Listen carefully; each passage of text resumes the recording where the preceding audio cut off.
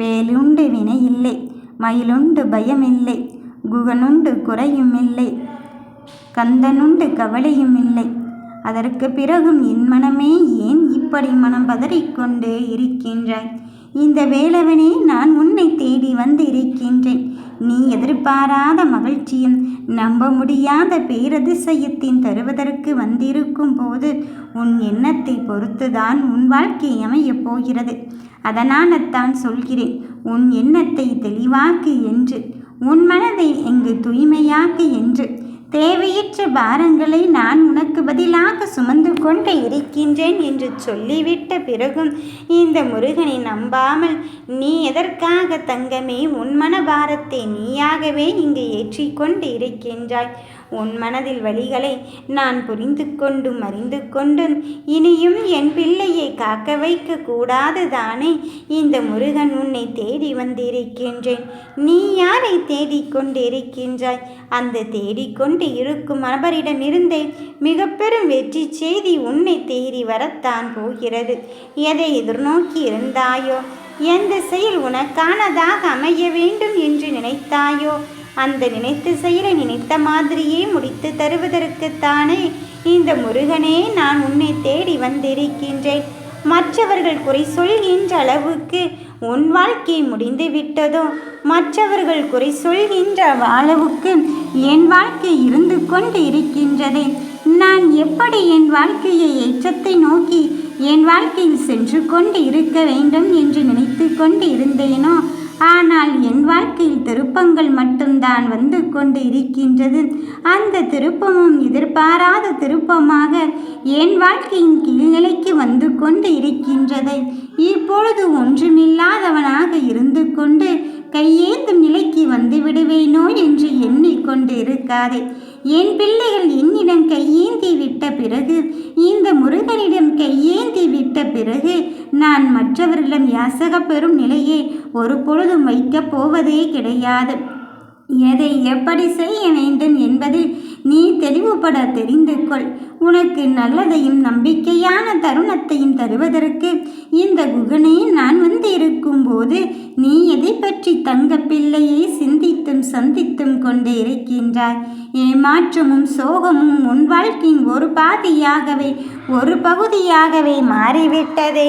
ஆனால் இதிலிருந்து நான் எப்படி தப்பித்து கொள்ளப் போகிறேன்? இதிலிருந்து நான் மீண்டு எனக்கான வெற்றியை எப்படி இங்கு தரப்போகிறேன் என்றுதானே நினைத்து கொண்டு இருக்கின்றாய். இதோ உன் மகிழ்ச்சியான தருணத்தையும் உன் மகிழ்வான தருணத்தையும் தருவதற்குத்தான் இந்த முருகனே உன்னை தேடி வந்திருக்கின்றேன். யார் எப்படி சொன்னாலும் சரி, என் பிள்ளைக்கு வெற்றியான தருணத்தை தருவது என்று உறுதியாக்கிவிட்டால் அது உறுதிதான். அதில் மாற்று கருத்தை கிடையாது. உன் மனமகிழும் நல்ல நேரத்தையும் உன் மனமகிழும் பொங்கும் சரியான தீர்வையும் தருவதற்கும் தான் இப்பொழுது இந்த முருகன் நான் வந்து கொண்டிருக்கின்றேன். என் தங்க பிள்ளையே, உனக்கு ஒவ்வொரு செயலையும் செய்வதற்கு இந்த முருகனே உன்னுள் இருந்து உன் வெற்றிக்கு நான் அங்கு உறுதுணையாக இருந்து கொண்டு இருக்கும்போது உன் மனதில் இருப்பதை என்னிடத்தில் ஒப்படைத்து விடு. யார் எப்படிப்பட்டவர்கள் என்ற அடையாளத்தை இப்போதாவது புரிந்து விட்டாயா? யார் என்ன செய்கிறார்கள் என்று இப்போதாவது உணர்ந்து கொண்டாயா? உன் உணர்வின் மாற்றத்திலே இப்பொழுது புதிய பாதை தொடங்கிவிட்டது. என் பிள்ளையே, உனக்கு நடக்க இருக்கும் நல்லதை நானே நடத்தி தர வந்திருக்கும் போது உன் வெற்றிக்காக நீ காத்திருக்க செய்கிறாய் என்று சொல்லிவிட்ட பிறகும் அந்த வெற்றியை நான் உனக்கு நிரந்தரமாக்க மாட்டேனா? இதோ வருகின்ற எண்ணத்தையும் வருகின்ற செயலையும் நான் உனதாக்கத்தான் வந்திருக்கின்றேன். நீ என்னை நம்பி இந்த வேலவனை நம்பி வந்திருக்கும் போது வருகின்ற வினையை நான் அங்கு தடுத்து நிறுத்தி உனக்கு கந்தன் இருக்க கவலை எதற்கு என்று சொல்வதற்காக வந்து கொண்டு இருக்கும்போது மற்றவர்கள் என்ன சொன்னாலும் அதை காதில் வாங்கி கொள்ளாதே. அவர்கள் முடியாது என்று தானே சொல்கிறார்கள். அவர்கள் உன்னால் வெற்றி பெற முடியாது என்று தானே சொல்கிறார்கள். அவர்கள் சொல்ல சொல்ல உன் கருமை வினையினை கழித்துவிட்டு உன் வெற்றிக்கான தருணத்தையும் நேரத்தையும் தொடங்குவதற்கு இப்பொழுது இந்த முருகனே வந்திருக்கும் போது உன் மனதில் எந்த பதற்றத்தையும் பயத்தையும் நீ வைத்து கொள்ளாதே. நல்லது நடக்கும் என்ற நம்பிக்கையில் நீ என்னை தேடி வந்திருக்கும் போது நடக்க இருக்கும் செயல்கள் எல்லாம் நல்லதாகத்தான் நடக்கப் போகிறது. என் தங்கமே, உன் வெற்றிக்காகத்தான் இவ்வளவு பெரிய போராட்டம். அந்த போராட்டத்தின் தன்மையை நான் உனக்கு உணர்த்தி விட்டேன். இனி மெல்ல மெல்ல நீ கரையேற தொடங்கிவிட்டாய். மூச்சு முட்டுகின்ற அளவுக்கு எனக்கு கஷ்டமும் கவலையும் தான் இருக்கின்றது.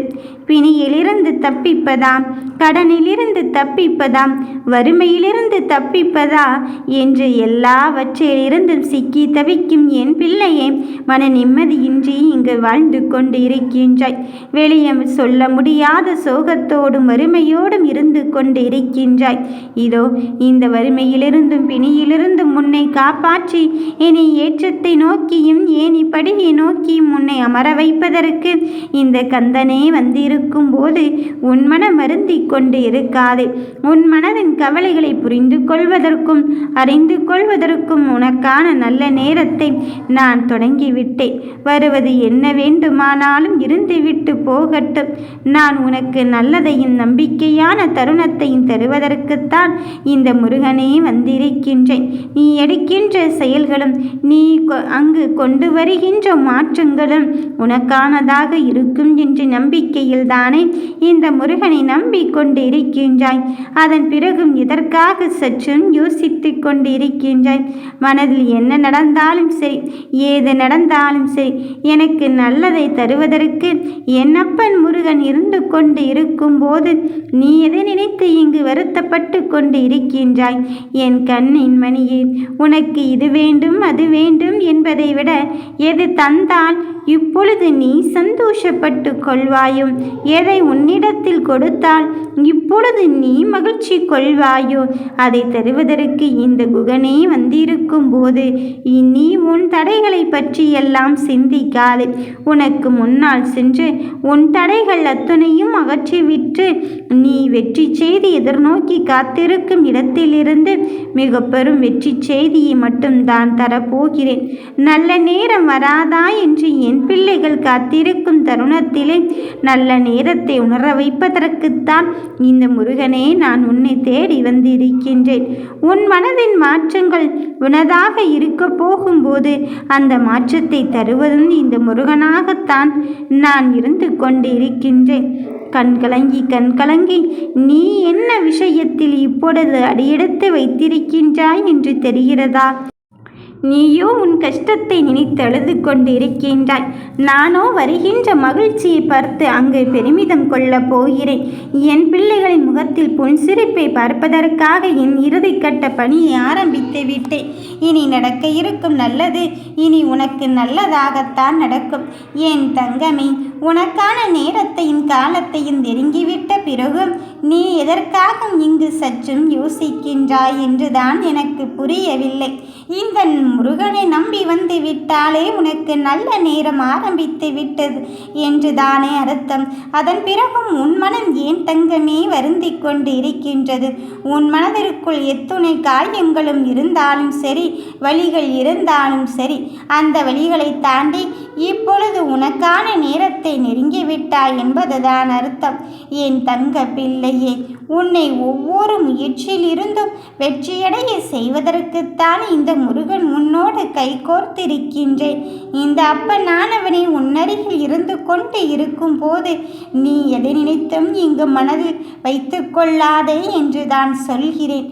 நீ நினைத்ததை சுமையாக்கி அதை பாரமாக்கி என்ன செய்வதென்று அறியாத திக்கற்ற திசையற்ற காட்டிலே கண்கட்டி விட்டது போல் இருந்து விட்டால் உன் காரியத்தில் கவனத்தை செலுத்த முடியாது. உன் செயலில் நீ அங்கு பதறிக்கொண்டேதான் இருப்பாய்.